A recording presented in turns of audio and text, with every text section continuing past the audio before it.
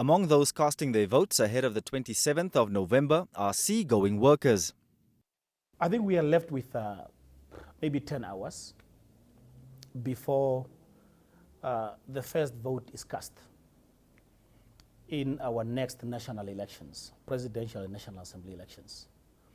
I think we have done the best we can.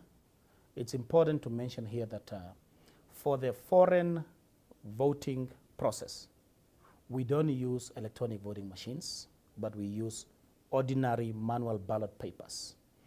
The reason for that is very simple, is because of logistics. However, Muyoro was quick to point out that domestic voters will be using the EVMs. The position has not changed whatsoever. The method of voting for the forthcoming elections would be through by electronic means. We'll be using the electronic voting machines.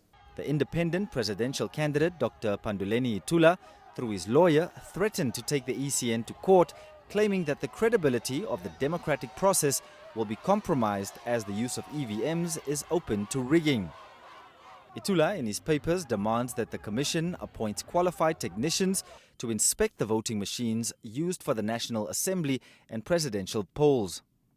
Alternatively, Dr. Itula wants a voter-verified paper audit trail to be used with each electronic voting machine, or for the Commission to revert back to the paper ballot system.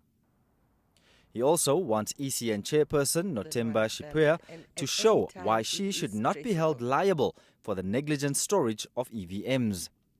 This relates to an incident where EVMs allegedly fell off a trailer in 2017 after being booked out, allegedly by Justice Minister Saki Shangala, for use at a Swapo Party Elders Council Congress at Otapi.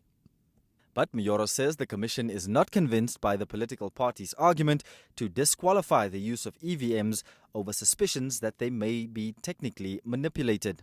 The electronic voting machines in their current format, in their current configuration, are fully capable of producing a paper trail.